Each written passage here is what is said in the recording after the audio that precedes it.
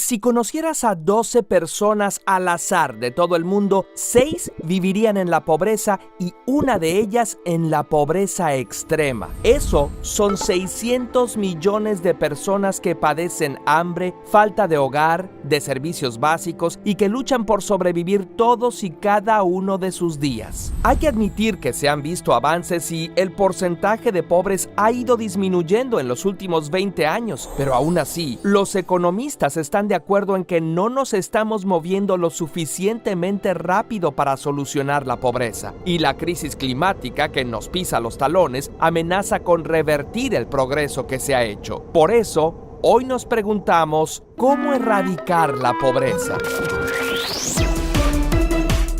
Podemos definir la pobreza como la carencia de educación, salud, servicios básicos, alimentación o vivienda. Se considera pobreza extrema a la carencia de 3 o más de estos aspectos y, de acuerdo al Banco Mundial, la padecen las personas que viven con menos de $1.9 al día. Según otros analistas, esta cantidad es muy baja y lo mínimo para vivir debería ser de $7.4 al día. Para empezar a encontrar la respuesta a la pobreza, hay que encontrar la causa. Margaret Thatcher, ex primer ministro del Reino Unido, creía que la pobreza era un defecto de personalidad. El antropólogo Oscar Lewis analizó lo que llamó la subcultura de la pobreza y notó que en ella había hábitos que no ayudaban a la gente a salir de pobres, lo que ciertas clases interpretaron como la demostración de que el pobre es pobre porque quiere. ¿Pero es así? Supongamos que Eli y Carlos trabajan vendiendo flores en la calle. Quieren rentar un pequeño local para vender más. Ahorran todo lo que pueden, pero cada vez que se junta algo de dinero, ocurre un imprevisto. Su medio de transporte necesita repararse. Carlos se cae y se lastima, y como no tienen un trabajo formal, no tienen acceso a seguridad social. Cada temporada de lluvias tienen que reparar su casa. Parece imposible ahorrar, y su sueño se aleja cada vez más. Esta es una de las trampas de la pobreza, un concepto reconocido que describe los diversos factores que hacen que salir de la pobreza sea muy difícil. El multimillonario Edgar Bronfman padre lo afirmaba: convertir $100 en 110 es trabajo, convertir 100 millones en 110 millones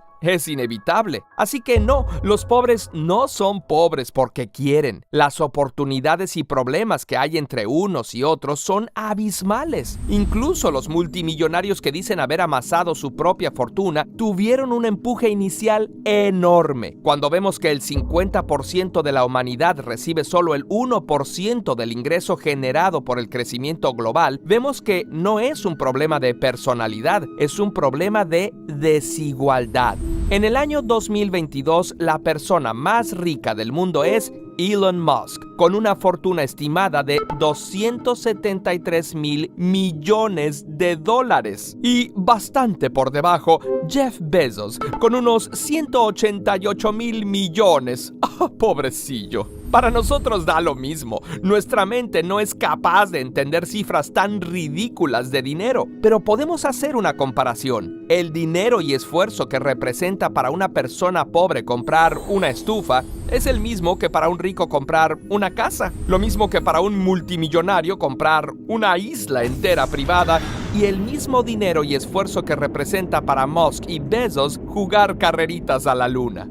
Y al final de cuentas es su dinero, que cada quien haga lo que quiera. A los demás no nos afecta ni su riqueza ni la pobreza. Pues aquí van unos datos de Estados Unidos. La pobreza infantil representa una pérdida de $1 billón debido a la pérdida de productividad económica, los costos de salud, delincuencia, costos por la falta de vivienda y maltrato. Los problemas de salud causados por el hambre tienen un costo de $160 millones al año. La pobreza causa 250,000 muertes al año. También se ha visto que en los países donde la desigualdad es más marcada, hay más violencia, uso de drogas, personas en la cárcel y abusos políticos. Sí, aunque en la mayoría de los países vivimos en una democracia, no se puede negar que los ricos tienen más poder. Al final, la pobreza nos cuesta a todos. La desigualdad es una de las causas más marcadas de la pobreza, pero la historia de cada país, el conflicto armado, la crisis climática, la falta de apoyo gubernamental, la marginación, la ausencia de servicios básicos, el hambre, la deuda y la falta de salud son factores que contribuyen a la pobreza. Bueno, y entonces, ¿cómo erradicarla? Ahora te contamos algunas propuestas. Las Naciones Unidas proponen, para empezar, la creación de empleos decentes. Actualmente, 220 millones de personas están desempleadas y no porque así lo deseen. Esta estadística muestra a las personas que han hecho esfuerzos por encontrar trabajo. Otros 165 millones de personas desean poder trabajar más horas para cubrir sus necesidades. El problema no es que la gente no quiera trabajar, sino que no hay empleos o que son muy mal pagados. Otra propuesta de las Naciones Unidas es el aumentar mínimo al 7% el Producto Interno Bruto en los países en desarrollo. Aunque quizá deberíamos replantear el PIB como indicador y buscar uno que muestre el bienestar y sostenibilidad, además del crecimiento económico. También se ha propuesto garantizar la seguridad social para todos. De primer momento, parece que muchos países la tienen, pero tomemos el ejemplo de México. Aquí la seguridad social la debe pagar la institución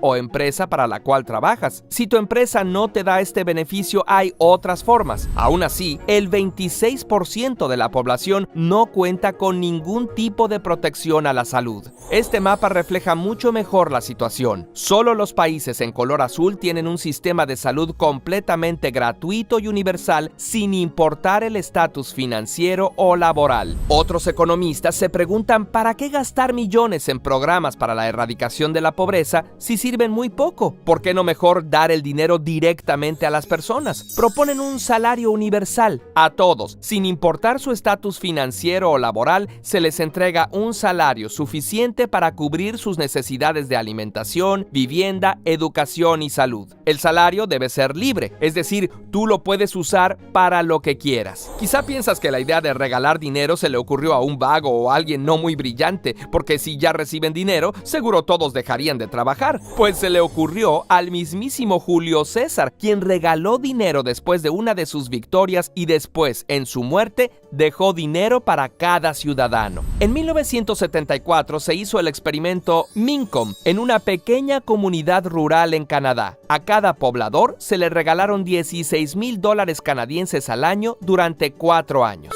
Años después, al analizar los resultados, se observó que durante ese tiempo los accidentes y problemas de salud mental se redujeron, bajaron las denuncias de violencia doméstica y mejoró el rendimiento escolar, y las personas no renunciaron a su trabajo. El modelo se ha replicado en comunidades de India y Namibia con éxito. ¿Y de dónde sacar el dinero? Hay propuestas para que el pago de impuestos sea según el ingreso de las personas. Muchos millonarios, como Bill Gates, están de acuerdo en pagar más impuestos, aunque otros simplemente buscan uno de los muchos paraísos fiscales. De hecho, la gente común solo evade en promedio un 5% de los impuestos, mientras que los multimillonarios evaden un 25% de sus impuestos. Dar dinero a todos quizá no sea una propuesta popular en la mayoría de los gobiernos. ¿Qué tal dotar a los pobres con medios de producción? Para una persona pobre, hacerse de materiales y equipo para proveer un servicio es casi imposible. Tener acceso a maquinaria y capacitación podría ayudar no solo a reducir la pobreza, sino también a la independencia. Promover la soberanía alimentaria también nos haría a todos más independientes, pero se debe hacer a la par con terminar la especulación y la manipulación del mercado alimenticio. ¿Y por qué no hablar de la erradicación de la deuda externa? La deuda contraída durante los años 70 y 80 por los países en desarrollo ha sido arrastrada con creces hasta el día de hoy. Aunque ya es posible la reducción de la deuda, solo los países con capacidad de crecimiento pueden acceder a este beneficio. Suena ilógico que a los países que tienen una deuda por ser pobres se les exija crecimiento y estabilidad.